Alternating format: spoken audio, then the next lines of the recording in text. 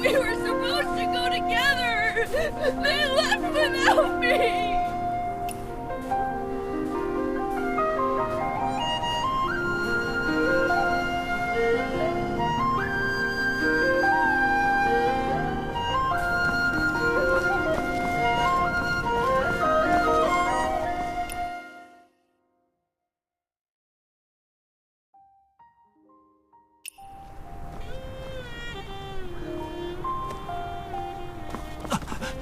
Grandma.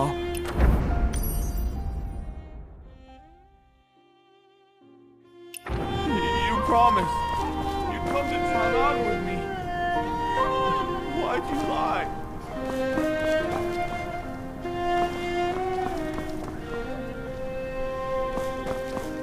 Darling, if you're watching... Here's my road back to the Han's. Look at our grandson in Crooked stitches, Honolulu. but worth it.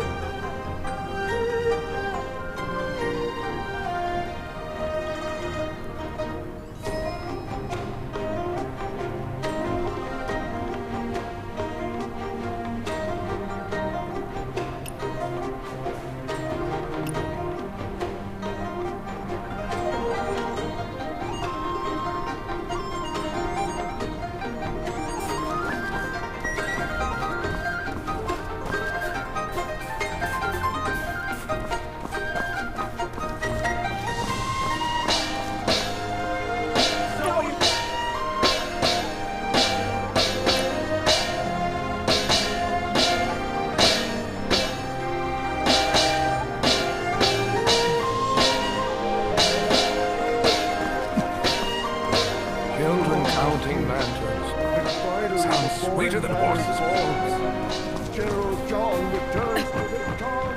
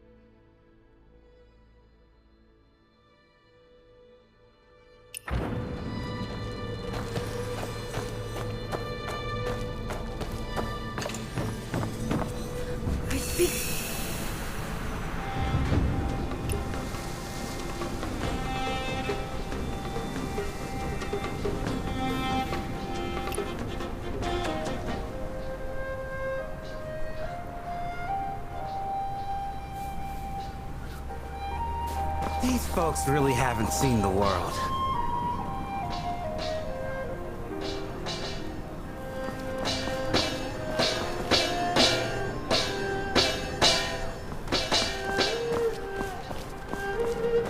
I heard the fashionable buns in Chang'an need room plum gold leaf to match.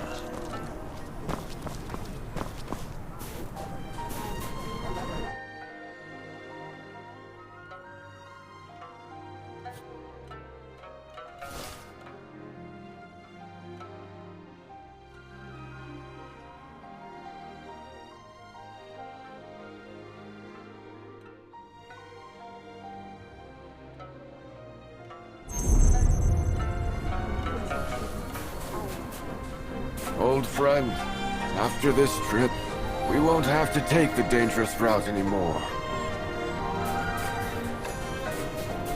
Liangzhou melody. Dance for us! That old tune? I'll beat the rhythm with my I've got blade! something new to top.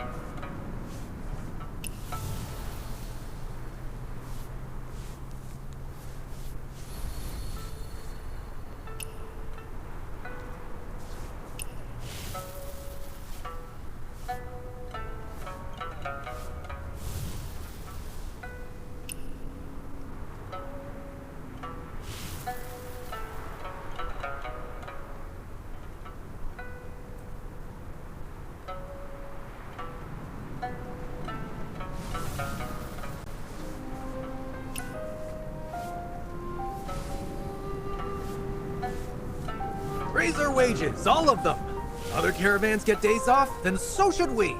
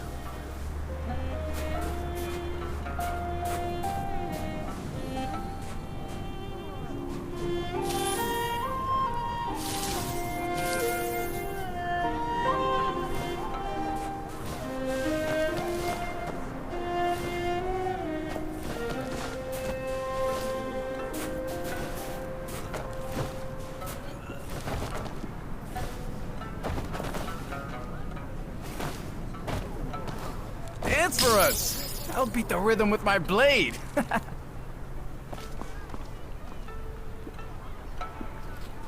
Remember, children, the wine in this jar is a beast. With your quick steps and strong build, you must be quite the skilled fighter. You're flattering me. Honestly, I stopped you because I need a favor. What favor? Have you heard any talk lately about Buddha blessing Tong or the skinny Arhat guarding Liangzhou? No, I haven't. Really? Well, let me fill you in. After General Tang Yichao reclaimed Heshi, he sent Master Wu Zhen and a group of monks disguised to slip past Mutun's blockade. They endured harsh weather and hunger, finally reaching Chang'an. On that day, all the people turned out to welcome Master Wu Zhen. Wearing humble clothes and worn shoes, looking like a skinny Arhat, with banners flying that read, Heshi restored. Without his dedication and sacrifice, Liangzhou wouldn't be flying Tong flags today. Master Wu Zhen braved storms and hardship. He truly lives up to his name. Now, There are 3 special spots in Liangzhou City. Hey, Uncle Liangzhou, enough with the story. Get to the point. Right. The point is, with Buddha's birthday coming up, we've decided to gather scraps of fabric from every household in town to make a patchwork kaseya robe for Master Wu Zhen. The problem is, we're all busy, and none of us is nimble enough to be scrambling over rooftops and through tight alleys. So you want me to... You're fast on your feet. We think you're the best person to run around town collecting what we need. Don't worry. We've pulled some money so you won't be working for free. Oh, no. If it's to make a patchwork robe honoring Buddha, I couldn't possibly accept payment. Consider it my offering.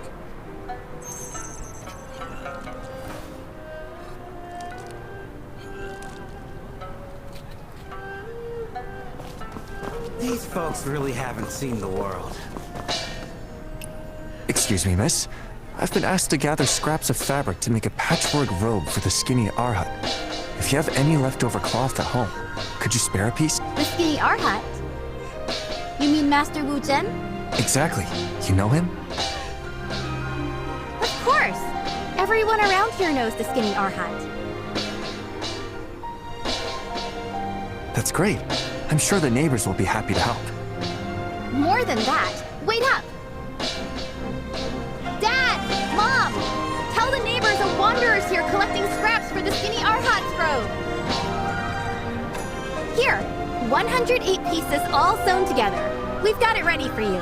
Thank you so much, miss. And thanks to everyone. Didn't expect to gather everything this quickly. This patchwork stitching is so fine and neat. You're really skilled. You're too kind. But I can tell you're not from around here. How can you tell? Well, since you're here gathering cloth for the robe, do you actually know where you are? Not really. See that temple over there? That's the first of 3 sacred sites linked to the skinny Arhat protecting Liangzhou. A sacred site? Yep. There are 3 miracles attributed to the skinny Arhat in this city. And that temple is the first. Where's the miracle? When the enemy took over Liangzhou, they tried turning all the temples around here into barracks for warrior monks. They brought in Bo-10 monks for this. They destroyed Buddha statues, burned scriptures, made weapons, did whatever they wanted. Though monks, they took up swords and spears recklessly, and the skinny Arhat's divine punishment struck them. All were crippled and lame. What happened to the original Han monks? Were they driven out? Or worse? Thanks to Master Wu Zhen, who somehow negotiated with Mu Tun, the Han monks were spared and allowed to stay. But they were forced every day to chant strange, meaningless prayers. Later, when General Zheng drove the enemy out, those Bo-10 monks were just abandoned. Still, Master Wu Zhen showed mercy and let the Bo-10 monks remain in the temple. Thank you again for the patchwork robe, miss. I'm off to see that sacred site now. Farewell.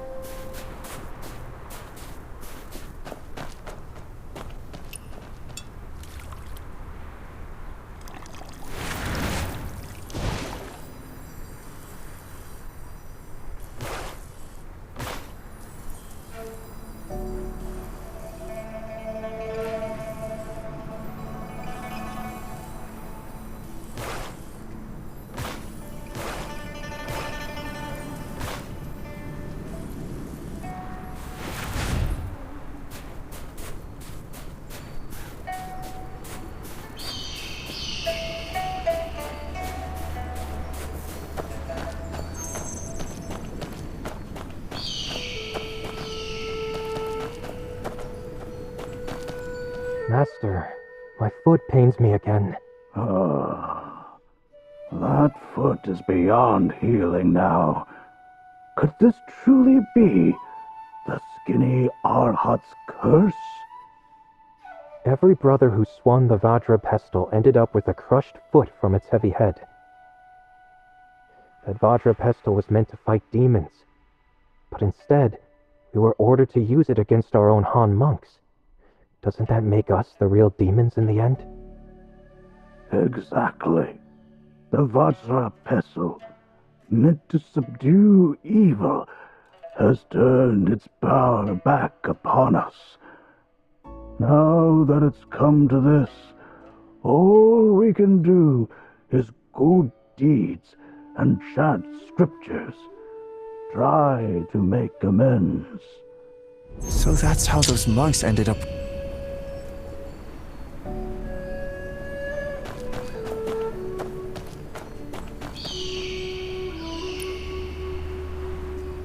Wait, how come these Bochen documents...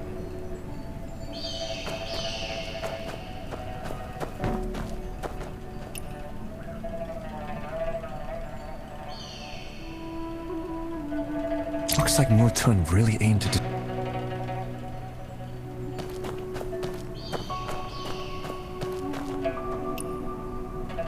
Why are these Vajra pestles so top-heavy and awkward?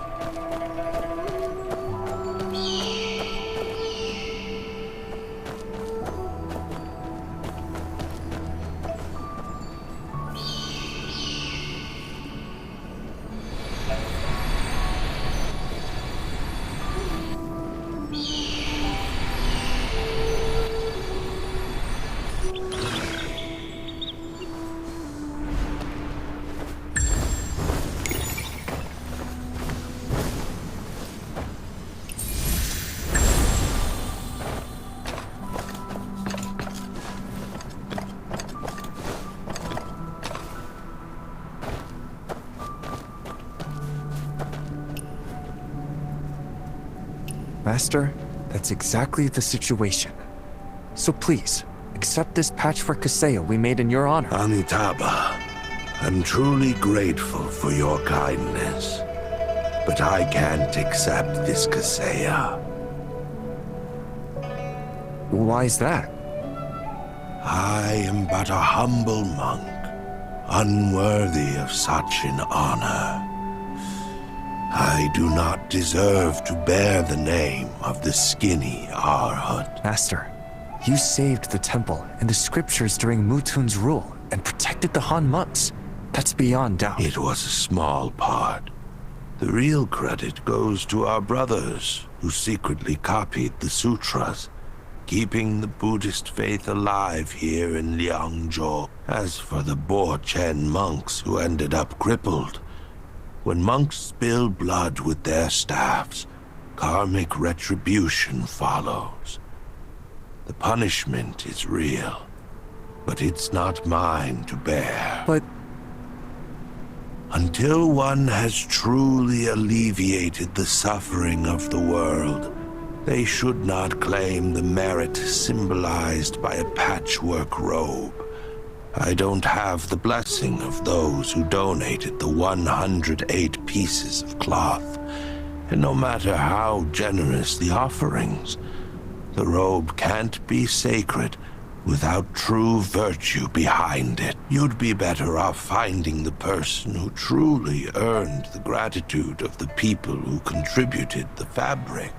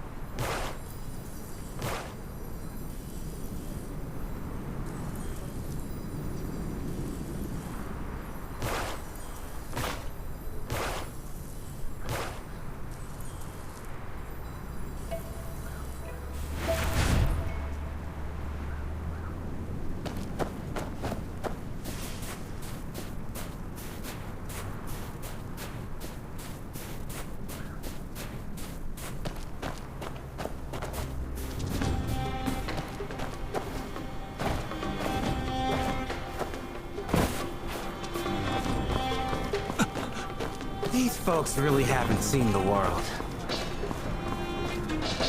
Master Wujin says only those who truly deserve the blessing of the donors can wear this patchwork robe.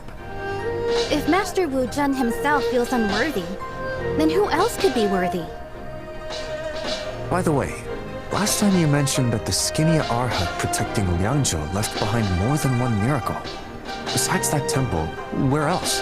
Oh, there's a big bell behind the pagoda. Right there. What's the story with that miracle? Back when Mutun tried to turn the temples into barracks for warrior monks, they needed copper to make weapons, so they set their sights on that bell. You mean Mutun wanted to melt the bell down to make arrowheads? Exactly. But when they tried to take the bell down, it suddenly wouldn't ring. It became completely mute. The Bo-Ten monks sent by Mutun tried striking it, but no sound came out. They thought it was a curse from the Buddhas and gave up, leaving the bell behind the pagoda. I'll go check it out.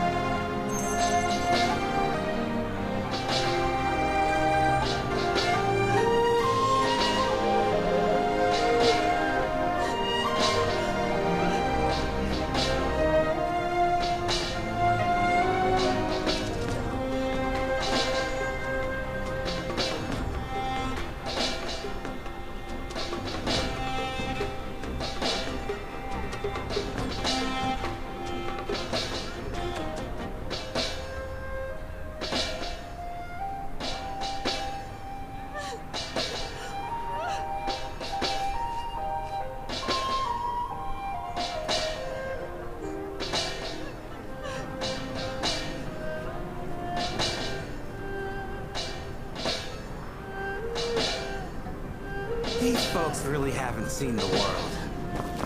All these years, and finally the foreign banners fall. General John returns to the town. Dance for us! I'll beat the rhythm with my blade.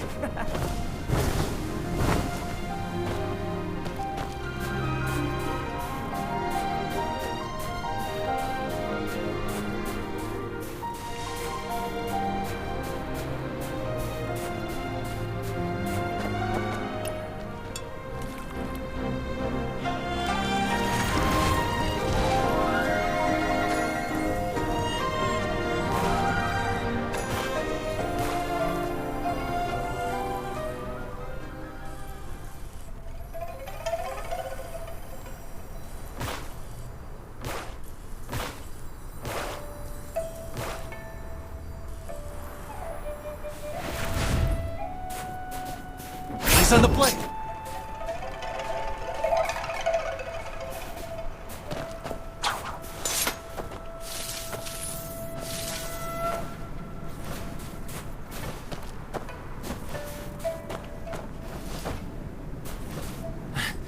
This thing just won't budge!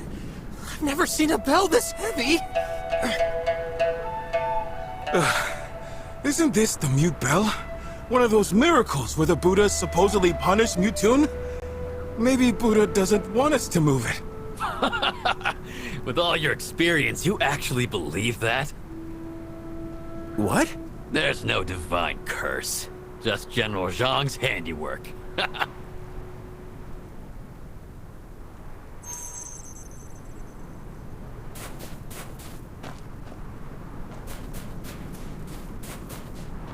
Wait, you said this mute bell has something to do with General Zhang? Forget it. Don't go digging where you don't belong. But Mutun's been driven out. What's left to hide? Exactly! Just tell the Wanderer already. All right. Since you're so curious, take a guess. Why do you think this mute bell is so heavy? Could it be something's hidden inside? Sharp guess. The bell won't ring because it's filled with lead and tin. Why would they do that? Back then, Mutun wanted to melt the bell down to make arrowheads. General Zhang got wind of this, secretly teamed up with Master Wu Shen, and gathered a dozen coppersmiths. Overnight, they melted half the bell and poured in lead and tin to fake a divine curse to scare Mutun. That's right. Those Bochen monks Mutun sent were so freaked out, they ran off. I was lucky enough to be a part of that.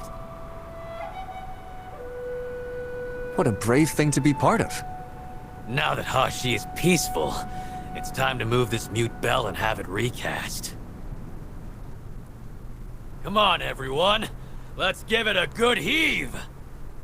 I'll lend a hand too.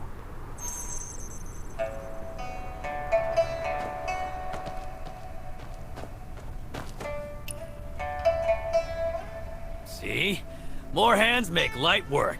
Thanks for the help, Wanderer.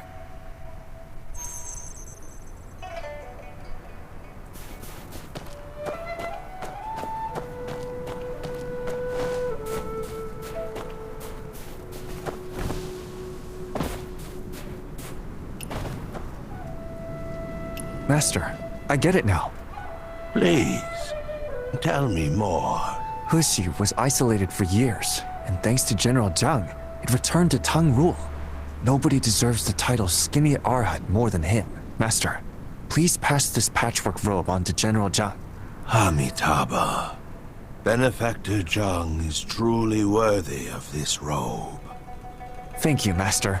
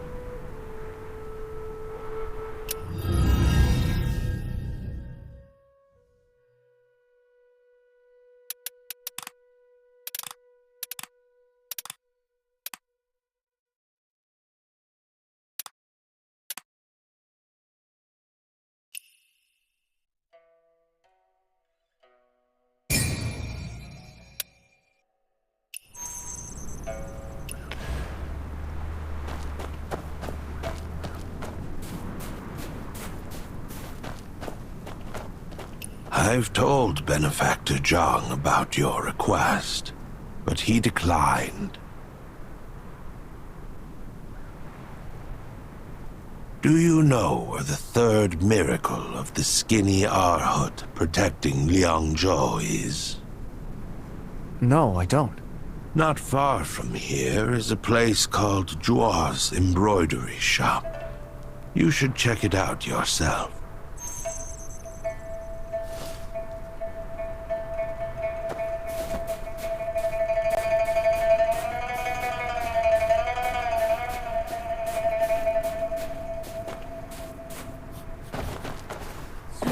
floor, then sweep within.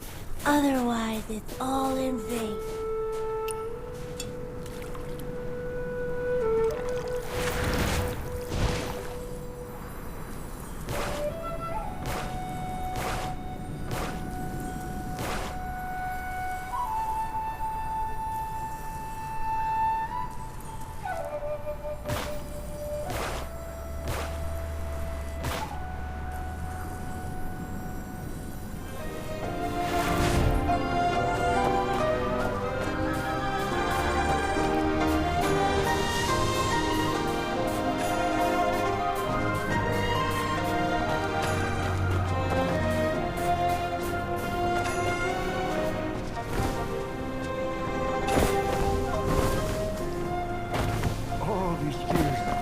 And finally, the foreign banners...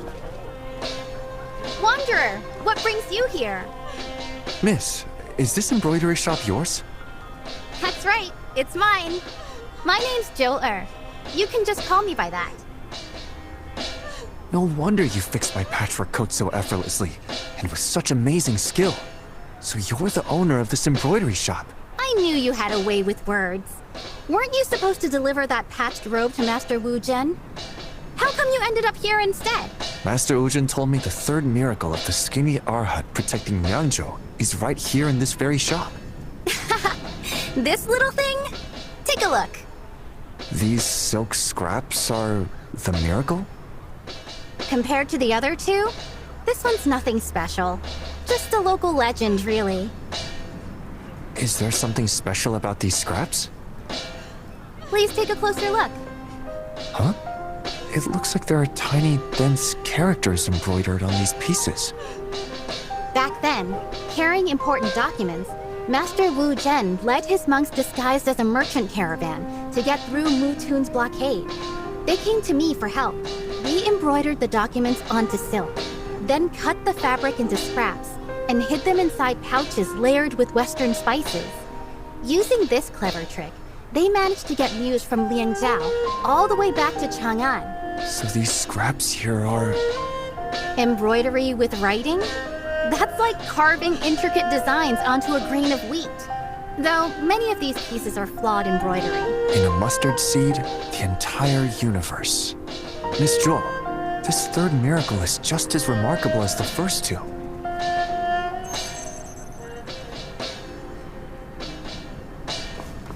These folks really haven't seen the world.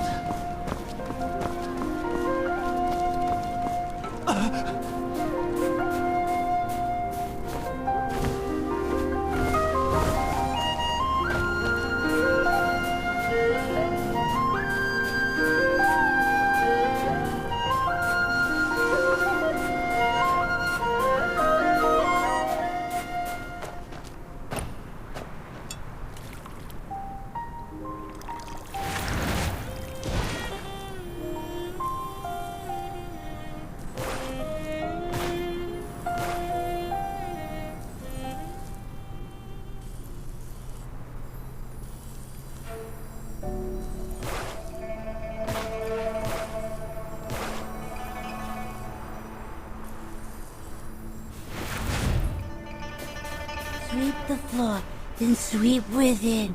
Otherwise, it's all in vain.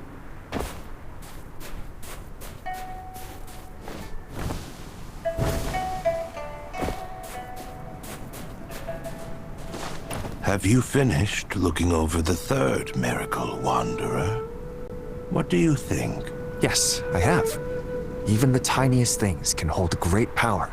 Sometimes it's the smallest detail that shapes the world. Greatness isn't about size.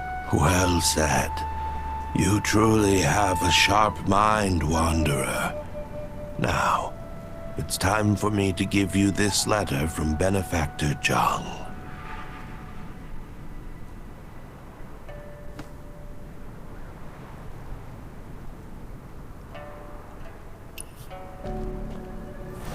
Please, tell me more. The monks, the coppersmiths, the seamstresses, they all did their best to protect the scriptures. All of them are the skinny Arhat.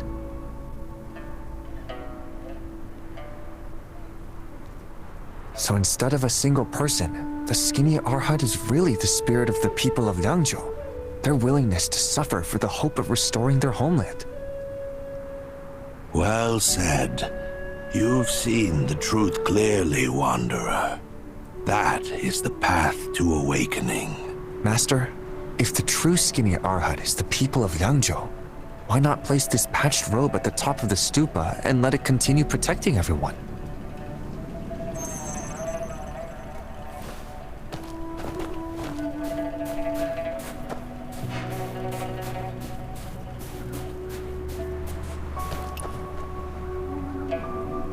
That wouldn't be right. Why would they do that? The skinny Arhat is a spirit born from collective hardship. Once its purpose is fulfilled, it naturally fades away, and all things return to their true form. The monks, the coppersmiths, the seamstresses, Benefactor Zhang, and all the people of Liangzhou. They've all completed their part, so none of them are the skinny Arhat anymore.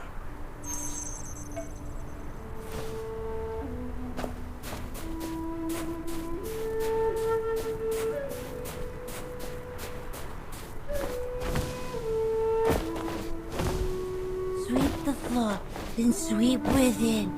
Otherwise, it's all in vain.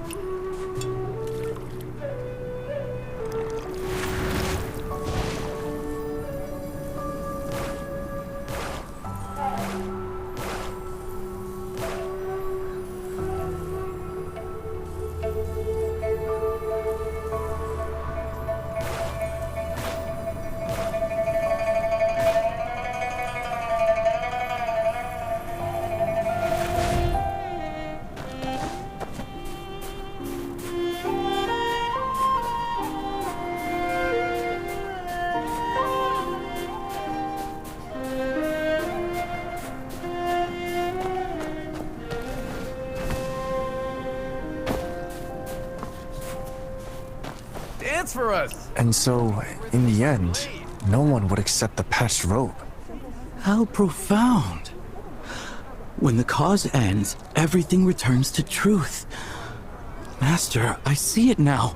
Since no one will take the robe, we'll leave it in your hands, Wanderer. Me? The skinny Arhat protected Liangzhou. Now the patched robe goes to the one fated to receive it. Thank you, Wanderer. See you.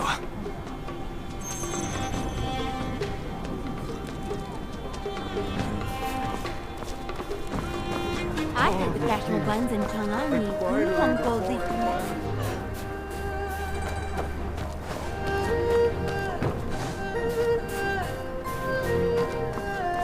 It's so lively over there.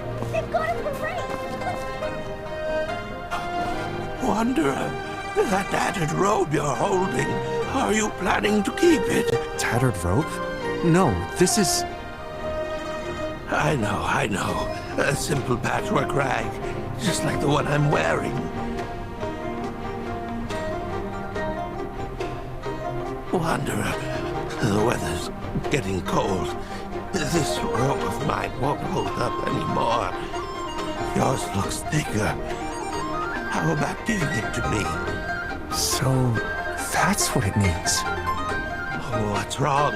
You can't bear to part with it.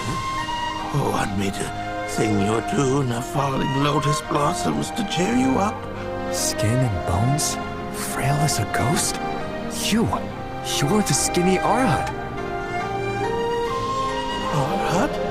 What Arhat? I haven't eaten all day. Of course I'm skinny. Are you giving me the robe or not? Elder, this shabby robe. Please take it.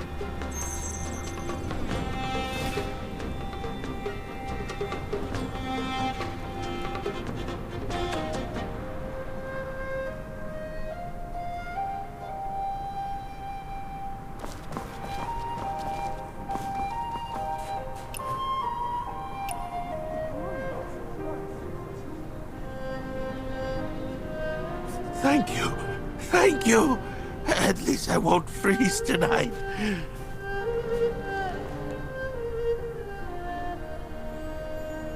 The skinny Arhat guarded Liangzhou, and the patchwork Kaseo was offered to him.